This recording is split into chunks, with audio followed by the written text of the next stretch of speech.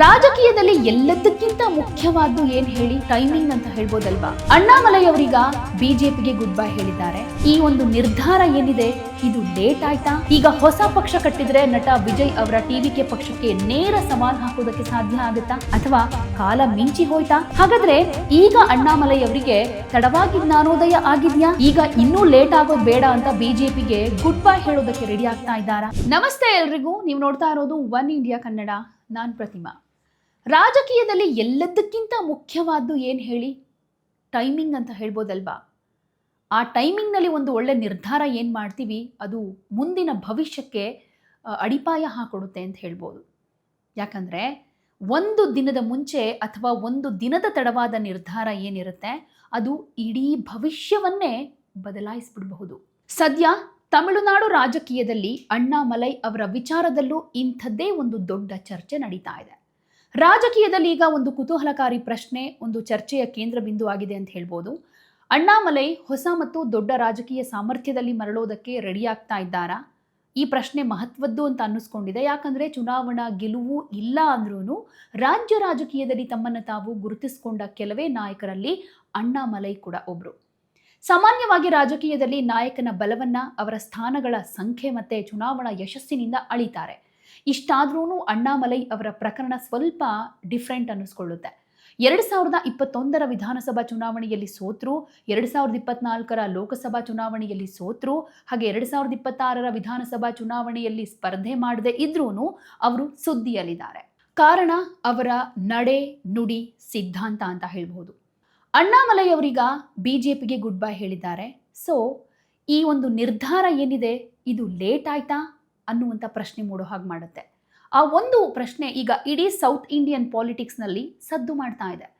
BJP ಬಿಡೋ ನಿರ್ಧಾರವನ್ನ ಅಣ್ಣಾಮಲೈ ಅವರು ಮೊದಲೇ ಮಾಡಿದ್ದಿದ್ರೆ ತಮಿಳುನಾಡಿನಲ್ಲಿ ತಮ್ಮದೇ ಆದ ಸ್ವಂತ ರಾಜಕೀಯ ನೆಲೆಯನ್ನ ಇಷ್ಟೊತ್ತಿಗಾಗಲೇ ಗಟ್ಟಿ ಮಾಡ್ಕೊಳ್ಬಹುದಾಗಿತ್ತಾ? ಈಗ ಇನ್ನೂ ಲೇಟ್ ಮಾಡೋದು ಬೇಡ ಅಂತ ಬಿಜೆಪಿಗೆ ಗುಡ್ ಬೈ ಹೇಳೋದಕ್ಕೆ ಸಿಂಗಂ ರೆಡಿ ಆಗ್ತಾ ಇದ್ದಾರಾ? ಈಗ ಹೊಸ ಪಕ್ಷ ಕಟ್ಟಿದ್ರೆ ನಟ ವಿಜಯ್ ಅವರ ಟಿವಿಕೆ ಪಕ್ಷಕ್ಕೆ ನೇರ ಸವಾಲ್ ಹಾಕೋದಕ್ಕೆ ಸಾಧ್ಯ ಆಗುತ್ತಾ ಅಥವಾ ಕಾಲ ಮಿಂಚಿ ಹೋಯ್ತಾ?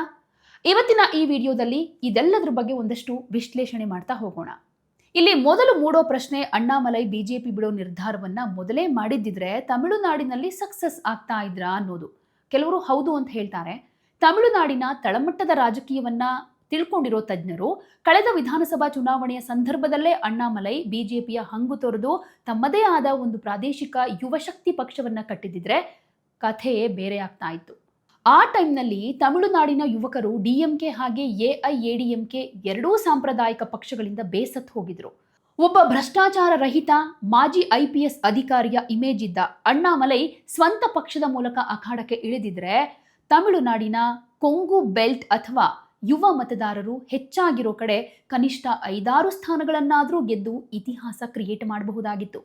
ಆದರೆ ಅಣ್ಣಾಮಲೈ ಬಿಜೆಪಿಯ ಸಿದ್ಧಾಂತ ಮತ್ತು ರಾಷ್ಟ್ರೀಯ ಶಕ್ತಿಯನ್ನ ನಂಬಿ ಅಲ್ಲೇ ಉಳ್ಕೊಂಡ್ರು.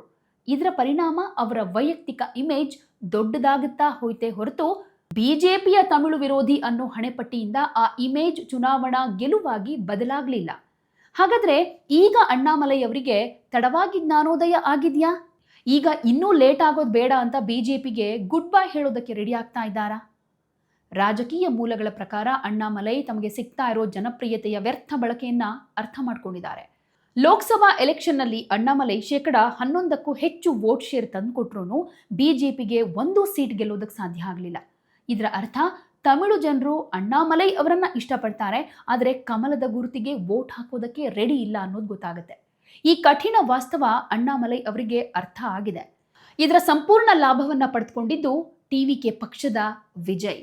ಈ ಸುವರ್ಣ ಅವಕಾಶವನ್ನ ಅವರು ಸರಿಯಾಗಿ ಬಳಕೆ ಮಾಡಿಕೊಂಡು ಸಕ್ಸಸ್ ಕೂಡ ಆದ್ರು. ಈಗ ಅಣ್ಣಾಮಲೈ ಇನ್ನೂ ಲೇಟ್ ಮಾಡಿದ್ರೆ ಮುಂದಿನ ದಿನಗಳು ಕಷ್ಟ ಆಗ್ಬಹುದು ಅನ್ನೋ ಕಾರಣಕ್ಕಾಗಿಯೇ ಬಿಜೆಪಿಯನ್ನ ತೊರೆದ್ರು ಅಂತಾನೆ ಹೇಳಲಾಗ್ತಾ ಇದೆ. ಹಾಗಾಗಿ ಸೂಕ್ತ ಸಮಯಕ್ಕಾಗಿ ಕೂಡ ಈಗ ಕಾಯ್ತಾ ಇದ್ದಾರೆ. ಅಣ್ಣಾಮಲೈ ಅವರು ಬಿಜೆಪಿಯಿಂದ ಹೊರಗಡೆ ಬಂದು ತಮಿಳು ಅಸ್ಮಿತೆ ಮತ್ತು ಭ್ರಷ್ಟಾಚಾರ ಮುಕ್ತ ಆಡಳಿತದ ಭರವಸೆಯೊಂದಿಗೆ ಸ್ವಂತ ಪ್ರಾದೇಶಿಕ ಪಕ್ಷ ಕಟ್ಟಿದ್ರೆ ಅಥವಾ ಅಲ್ಲಿನ ಪ್ರಾದೇಶಿಕ ಪರಿಸ್ಥಿತಿಗೆ ತಕ್ಕ ಹಾಗೆ ಹೊಸ ಹೆಜ್ಜೆ ಇಟ್ರೆ ಮಾತ್ರ ತಮಿಳುನಾಡಿನ ಮುಂದಿನ ಮುಖ್ಯಮಂತ್ರಿ ರೇಸ್ನಲ್ಲಿ ಒಬ್ಬ ಗಟ್ಟಿಯಾದ ನಾಯಕನಾಗಿ ಹೊರಹೊಮ್ಮೋದಕ್ಕೆ ಸಾಧ್ಯ. ಬಿಜೆಪಿಯ ಲೇಬಲ್ ಇರೋ ತನಕ ಅವರ ರಾಜಕೀಯ ಬೆಳವಣಿಗೆಗೆ ತಮಿಳುನಾಡಿನಲ್ಲಿ ಒಂದು ದೊಡ್ಡ ಬ್ರೇಕ್ ಇದ್ದೇ ಇರುತ್ತೆ. ಒಂದು ವೇಳೆ ಅಣ್ಣಾಮಲೈ ಹೊಸ ಪಕ್ಷ ಕಟ್ಟಿದ್ರೆ ತಮಿಳುನಾಡಿನಲ್ಲಿ ಯಶಸ್ವಿ ಆಗೋದು ಅಷ್ಟೊಂದು ಈಸಿನಾ? ತಮಿಳುನಾಡು ಇತಿಹಾಸವನ್ನ ನೋಡಿದ್ರೆ ಪ್ರಾದೇಶಿಕ ಅಸ್ಮಿತೆ ಹಾಗೆ ಸಿನಿಮಾ ಗ್ಲಾಮರ್ ಇಲ್ಲದೆ ಪ್ರಾದೇಶಿಕ ಪಕ್ಷ ಕಟ್ಟಿ ಗೆದ್ದ ಉದಾಹರಣೆಗಳು ತೀರಾ ಅಪರೂಪ. MGR, ಜಯಲಲಿತಾ ಅಥವಾ ವಿಜಯಕಾಂತ್ ಎಲ್ರಿಗೂ ಸಿನಿಮಾ ಹಿನ್ನೆಲೆ ಇತ್ತು. ಆದರೆ ಅಣ್ಣಾಮಲೈ ಅವರು ಇರೋದು ಖಡಕ್ IPS ಅಧಿಕಾರಿ ಮತ್ತು ನೇರ ನುಡಿಯ ರಾಜಕಾರಣಿ ಅನ್ನೋ ಇಮೇಜ್ನಲ್ಲಿ. ಅಣ್ಣಾಮಲೈ ಅವರ ಯಶಸ್ಸಿನ ಸಾಧ್ಯತೆಯ ಲೆಕ್ಕಾಚಾರ ಹೇಳೋದಾದ್ರೆ ಪ್ಲಸ್ ಪಾಯಿಂಟ್ ಅಂತ ಬಂದ್ರೆ ತಮಿಳುನಾಡಿನಲ್ಲಿ DMK ಭ್ರಷ್ಟಾಚಾರದ ವಿರುದ್ಧ ಹೋರಾಡುವ ಏಕೈಕ ಗಟ್ಟಿಯಾದ ಧ್ವನಿ ಅಂದ್ರೆ ಅದು ಅಣ್ಣಾಮಲೈ. ವಿದ್ಯಾವಂತರು ಮತ್ತೆ ಯುವ ಸಮೂಹ ಇವರ ಸಿದ್ಧಾಂತಕ್ಕೆ ಮಾರು ಹೋಗಿದ್ದಾರೆ. ಈ ಯುವಕರು ಇಂಥ ಸಿದ್ಧಾಂತಕ್ಕೆ ಮಾರು ಹೋಗಿದ್ದಕ್ಕೇನೆ TVKಯನ್ನ ಗೆಲ್ಲಿಸಿದ್ದು ಅಂತ ಹೇಳ್ಬೋದು. ಬಟ್ ಅಣ್ಣಾಮಲೈ ಆ ಚಾನ್ಸನ್ನು ಮಿಸ್ ಮಾಡಿಕೊಂಡ್ರು. ಇನ್ನು ಮೈನಸ್ ಪಾಯಿಂಟ್ ಅಂತ ಬಂದರೆ ಇಲ್ಲಿ ತನಕ ಅವರ ಜೊತೆಗಿದ್ದಂಥ ಹಿಂದುತ್ವ ಹಾಗೆ BJPಯ ಹಾರ್ಡ್ ಕೋರ್ ವೋಟ್ ಬ್ಯಾಂಕ್ ಸ್ವಂತ ಪಕ್ಷ ಕಟ್ಟಿದಾಗ ಕೈ ಕೊಡಬಹುದು. ಅಪ್ಪಟ ತಮಿಳು ರಾಷ್ಟ್ರೀಯತೆಯನ್ನು ಅವರು ಯಾವ ರೀತಿ ಮೈಗೂಡಿಸ್ಕೊಳ್ತಾರೆ ಅನ್ನೋದು ಕೂಡ ಇಲ್ಲಿ ಇಂಪಾರ್ಟೆಂಟ್ ಅನ್ನಿಸ್ಕೊಳ್ಳುತ್ತೆ. ಈಗ ಅತ್ಯಂತ ಪ್ರಮುಖವಾದ ಪ್ರಶ್ನೆ, ಈಗಲೇ ಹೊಸ ಪಕ್ಷ ಕಟ್ಟಿ ಸಂಘಟನೆ ಶುರು ಮಾಡಿದರೆ ಮುಂದಿನ ವಿಧಾನಸಭಾ ಎಲೆಕ್ಷನ್ನಲ್ಲಿ ವಿಜಯ್ ಅವರ ತಮಿಳಿಗ ವೆಟ್ರಿ ಕಳಗಂ ಪಕ್ಷಕ್ಕೆ ನೇರ ಸವಾಲ್ ಹಾಕೋದಕ್ಕೆ ಸಾಧ್ಯ ಆಗುತ್ತಾ ಅನ್ನೋದು.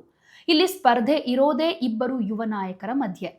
ಈಗಾಗಲೇ CM ಆಗಿರುವಂಥ ವಿಜಯ್ ತನ್ನ ಕ್ರೇಜ್ ತಮಿಳುನಾಡಿನಲ್ಲಿ ಎಷ್ಟರ ಮಟ್ಟಿಗೆ ಇದೆ ಅನ್ನೋದನ್ನ ಪ್ರೂವ್ ಮಾಡಿದ್ದಾರೆ. ಆದರೆ ಅಣ್ಣಾಮಲೈಗೆ ಕಳೆದ 4-5 ವರ್ಷಗಳಿಂದ ತಮಿಳುನಾಡಿನ ಪ್ರತಿ ಹಳ್ಳಿಯ ಸಮಸ್ಯೆಗಳೇನು, ಅಲ್ಲಿನ ರಾಜಕೀಯ ಈಕ್ವೇಷನ್ ಏನು ಅನ್ನೋದು ಎಲ್ಲವೂ ಗೊತ್ತಿದೆ. ಅಣ್ಣಾಮಲೈ ಈಗಲೇ ಪಕ್ಷ ಕಟ್ಟಿ ಭ್ರಷ್ಟಾಚಾರ ಮುಕ್ತ ಆಡಳಿತದ ಬ್ಲೂ ಪ್ರಿಂಟ್ ಅನ್ನ ಜನರ ಮುಂದೆ ಇಟ್ರೆ ವಿಜಯ್ ಅವರ ಗ್ಲಾಮರ್ ಪಾಲಿಟಿಕ್ಸ್ಗೆ ಅವರು ಗಟ್ಟಿಯಾದ ಬ್ರೇಕ್ ಹಾಕಬಹುದು. ವಿಜಯ್ ಕೇವಲ ಸಿನಿಮಾ ಅಭಿಮಾನಿಗಳನ್ನ ನಂಬಿದ್ರೆ ಅಣ್ಣಾಮಲೈ ಗ್ರೌಂಡ್ ರಿಯಾಲಿಟಿ ಹಾಗೆ ಯುವ ಮತದಾರರನ್ನ ಅಟ್ರಾಕ್ಟ್ ಮಾಡ್ತಾರೆ. ಹೀಗಾಗಿ ಇದು ಗ್ಲಾಮರ್ ವರ್ಸಸ್ ಗಟ್ಸ್ ಹೋರಾಟವಾಗುತ್ತೆ. ಅಣ್ಣಾಮಲೈ ಗಟ್ಟಿಯಾದ ಸವಾಲು ನೀಡೋದಕ್ಕೆ ಈಗಲೂ ಕೂಡ ಅವಕಾಶ ಇದೆ. ಕಳೆದ ಕೆಲವು ವರ್ಷಗಳ ಪ್ರಯಾಣದಲ್ಲಿ ಅಣ್ಣಾಮಲೈ ಸುಮ್ಮನೆ ಕೂತಿಲ್ಲ. ದೇಶದ ಅತಿದೊಡ್ಡ ಪಕ್ಷದಿಂದ ಪ್ರಮುಖ ರಾಜಕೀಯ ಪಾಠಗಳನ್ನು ಕೂಡ ಕಲಿತಿದ್ದಾರೆ. ಅದೇನೆಂದ್ರೆ ಸಂಘಟನೆಯ ಶಕ್ತಿ. ಶೂನ್ಯದಿಂದ ಬೂತ್ ಮಟ್ಟದಲ್ಲಿ ಪಕ್ಷವನ್ನ ಯಾವ ರೀತಿ ಸ್ಟ್ರಾಂಗ್ ಮಾಡಬೇಕು ಅನ್ನೋದನ್ನ BJPಯಿಂದ ಸೂಕ್ಷ್ಮವಾಗಿ ಕಲ್ತ್ಕೊಂಡಿದ್ದಾರೆ. ಇನ್ನು ಚುನಾವಣೆಯಲ್ಲಿ ಸೋಷಿಯಲ್ ಮೀಡಿಯಾ ನರೇಟಿವ್ ಸೆಟ್ ಮಾಡೋದು ಹಾಗೆ ಡೇಟಾ ಆಧಾರಿತ ಪ್ರಚಾರ ಮಾಡೋದ್ರಲ್ಲಿ ಮಾಸ್ಟರ್ ಆಗಿದ್ದಾರೆ. ಎಷ್ಟೇ ಜನಪ್ರಿಯತೆ ಇದ್ರೂ ದೆಹಲಿ ಹೈಕಮಾಂಡ್ ನಿರ್ಧಾರಗಳಿಗೆ ತಲೆಬಾಗಲೇಬೇಕು ಅನ್ನುವಂಥ ಪ್ರಾದೇಶಿಕ ನಾಯಕನ ರೆಕ್ಕೆಗಳಿಗೆ ಯಾವ ರೀತಿ ಅದು ಬ್ರೇಕ್ ಹಾಕುತ್ತೆ ಅನ್ನುವಂಥ ಕಹಿ ಸತ್ಯವನ್ನ ಅರ್ಥ ಮಾಡ್ಕೊಂಡಿದ್ದಾರೆ. ಹೀಗಾಗಿ BJP ತಂತ್ರಗಾರಿಕೆಯನ್ನು ಬಳಸಿಕೊಂಡು ತಮಿಳುನಾಡಿನ ಪ್ರಾದೇಶಿಕ ಅಸ್ಮಿತೆಗೆ ಒಪ್ಪುವಂತಹ ಹೊಸ ಗೇಮ್ ಪ್ಲಾನ್ ಅನ್ನ ರೆಡಿ ಮಾಡ್ಕೊಳ್ತಾ ಇದ್ದಾರೆ. ಕೊನೆಯದಾಗಿ ಏನು ಹೇಳಬೇಕಂದ್ರೆ ಕಾಲ ಇನ್ನೂ ಮಿಂಚು ಹೋಗಿಲ್ಲ. ರಾಜಕೀಯದಲ್ಲಿ ಆಟ ಯಾವಾಗ ಬೇಕಾದರೂ ಬದಲಾಗಬಹುದು. ಅಣ್ಣಾಮಲೈ ತಡವಾಗಿ ನಿರ್ಧಾರ ತೆಗೆದುಕೊಳ್ತಾ ಇದ್ರು, ಅದು ಅತ್ಯಂತ ಯೋಚನೆ ಮಾಡಿ ಲೆಕ್ಕಾಚಾರ ಹಾಕಿ ಮಾಡ್ತಾ ಇರುವಂತಹ ಮಾಸ್ಟರ್ ಸ್ಟ್ರೋಕ್ ಆಗೋ ಎಲ್ಲ ಲಕ್ಷಣಗಳಂತೂ ಕಾಣಿಸ್ತಾ ಇದೆ. ತಮಿಳುನಾಡು ರಾಜಕೀಯದಲ್ಲಿ ಅವರು ಶುರು ಮಾಡಲಿರುವಂತಹ ಈ ಹೊಸ ಗೇಮ್ ದ್ರಾವಿಡ ಕೋಟೆಯ ಅಧಿಪತಿಗಳ ನಿದ್ದೆಗೆಡಿಸುತ್ತಾ ಕಾದು ನೋಡಬೇಕಾಗುತ್ತೆ. ಸೊ ನಿಮ್ಮ ಪ್ರಕಾರ ಅಣ್ಣಾಮಲೈ ಹೊಸ ಪಕ್ಷ ಕಟ್ಟಿದ್ರೆ ತಮಿಳುನಾಡಿನಲ್ಲಿ ಸೂಪರ್ ಸ್ಟಾರ್ ವಿಜಯ್ ಹಾಗೆ ಸ್ಟಾಲಿನ್ ಅವರನ್ನ ಸೋಲಿಸೋದಕ್ಕೆ ಸಾಧ್ಯ ಆಗುತ್ತಾ? ಅಣ್ಣಾಮಲೈ ನಿರ್ಧಾರ ನಿಜಕ್ಕೂ ಲೇಟ್ ಆಯ್ತಾ? ಹಾಗೆ BJPಯನ್ನ ಬಿಡೋ ನಿರ್ಧಾರ ಏನಿದೆ ಅದು ಸರಿ ಅನ್ಸುತ್ತಾ? ನಿಮ್ಮ ಉತ್ತರವನ್ನ ಕಮೆಂಟ್ ಮೂಲಕ ತಿಳಿಸಿ. ಯಾವುದೇ ಸುದ್ದಿಯ ಅಪ್ಡೇಟ್ ಅನ್ನ ಮಿಸ್ ಮಾಡ್ಕೊಳ್ಬಾರ್ದು ಅಂದ್ರೆ ಈಗಲೇ ಒನ್ ಇಂಡಿಯಾವನ್ನ ಸಬ್ಸ್ಕ್ರೈಬ್ ಮಾಡಿ. ನಿಮಗೆ ಬೇಕಾದ ಭಾಷೆಯಲ್ಲಿ ಎಲ್ಲಾ ಸುದ್ದಿ ತಿಳಿಬೇಕು ಅಂದ್ರೆ ಒನ್ ಇಂಡಿಯಾ ಆಪ್ ಅನ್ನ ಡೌನ್ಲೋಡ್ ಮಾಡ್ಕೊಳ್ಳಿ.